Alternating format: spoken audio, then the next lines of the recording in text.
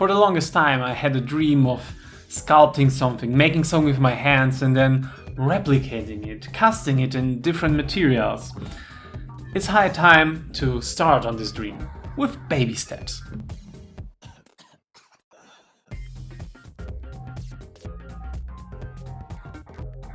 Hi guys, Jagelsdorf here. I decided I wanted to streamline the process of making houses for my Mordheim table. I have quite a collection already at my parents' house, but they're all very unique pieces. And you know, what's wrong with unique, you ask?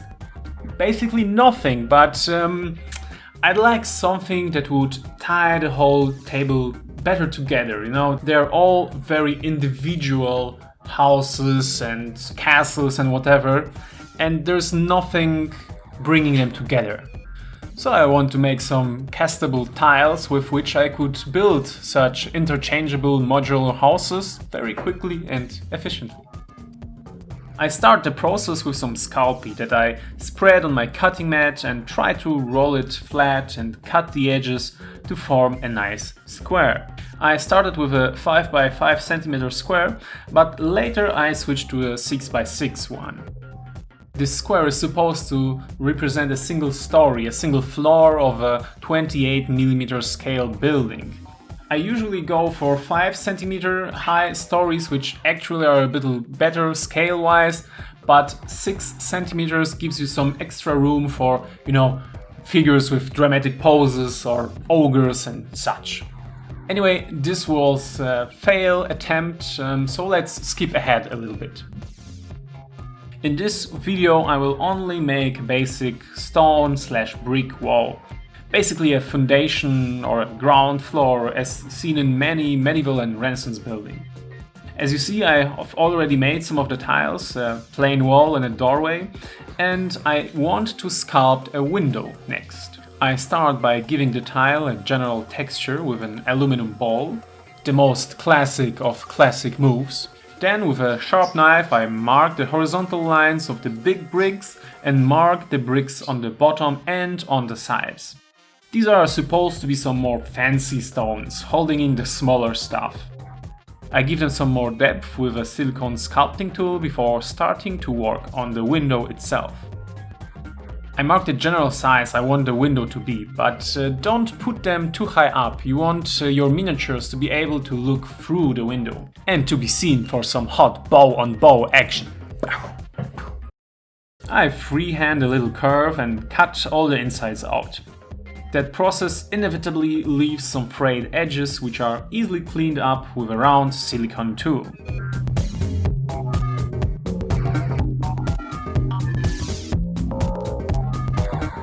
As a final step to the window, I mark out the stones that will make the frame of the window.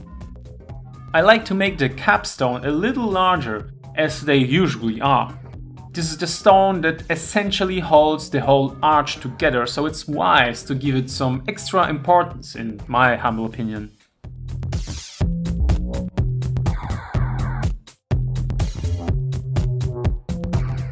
At the same time, I fill all the free places in with some smaller bricks to make the tile more interesting, more dynamic, if you can call a stone wall dynamic at all.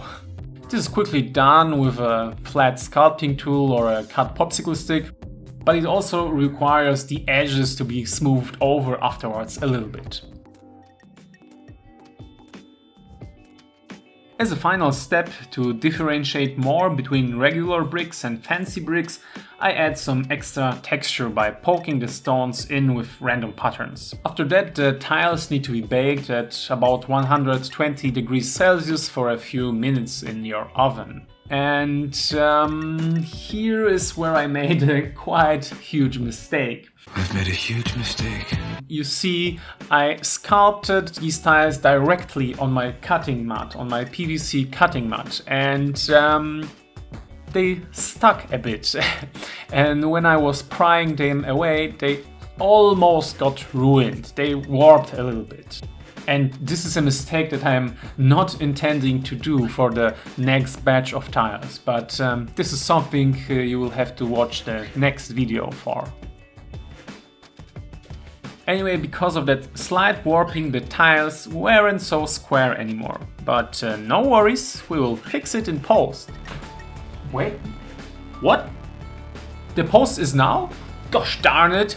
So with the help of a piece of sandpaper and a simple carpenter's square, I embarked on a sanding journey. Sand, measure, sand, measure, sand, measure for days and days and days.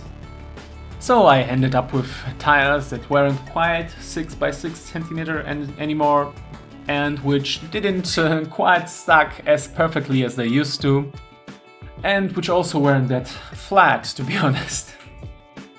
But I refuse to sand more. It's time for the fun part. Let's start making the silicone mold. Sand for the Lego bricks!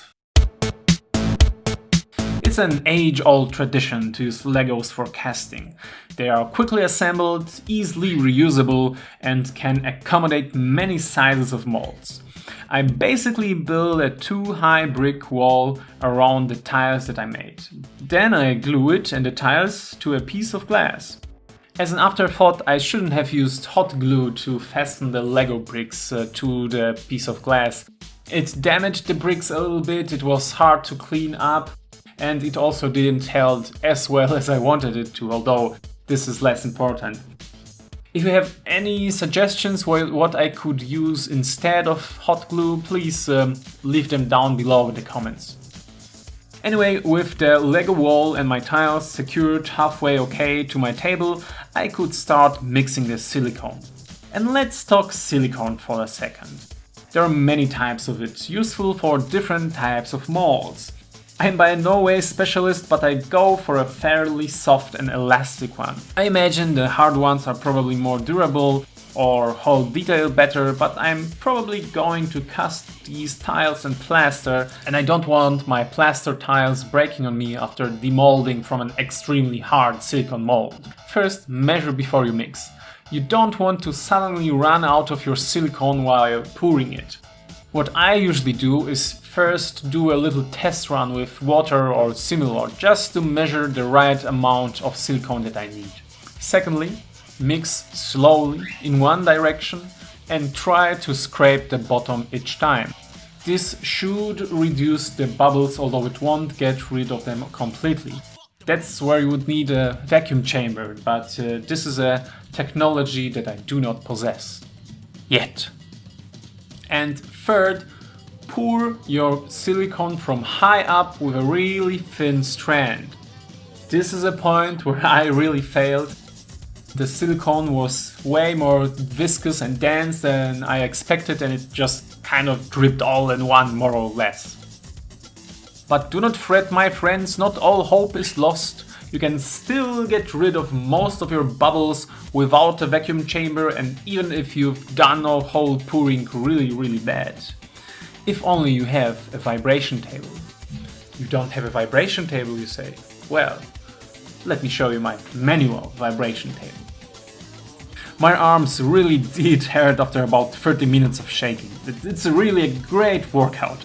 After a few hours the rubber should be set. Again, this depends on what kind of silicone you have.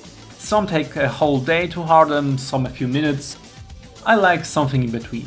Simply take away some of the Lego bricks and slowly peel the mold off. And be careful so that you do not rip it into pieces. As you see, the tiles weren't perfectly laid on the bottom, but that's alright. We'll just need to clean them up with a sharp knife. A quick inspection shows that most of the bubbles are gone, although there are still some left. Thankfully in places that won't be really noticeable.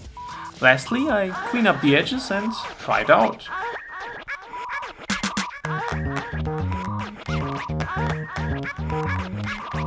As I said, I am using casting plaster. Resin would probably be better, but resin is expensive and I don't think this creation is good enough to waste resin on. I use plaster casts on my creations all the time, and as long as you use the right plaster and the right proportions, it comes out pretty sturdy. I've only had problems when I added way too much water to the mix. And yeah, this is how it all came out. The casts are almost perfect. There is some minor bubblage to them, both from the mold and from the casting process itself. This is also something that you need to perfect. And I'm of course keeping the masters, so to say, my sculpts, because the silicone molds also have a life expectation, so to say. They will eventually break and will be needed to made new. And soon I'll try casting more, and I will definitely sculpt more of these tiles, as I already said. And yeah, it will be my little journey towards making a fully modular Mordheim city. And if you want to embark on this journey together with me, please consider subscribing and liking this video so that new videos, when I made them, they show in your feed and stuff. But who am I to tell you what to do? I hope I see you next time. Bye.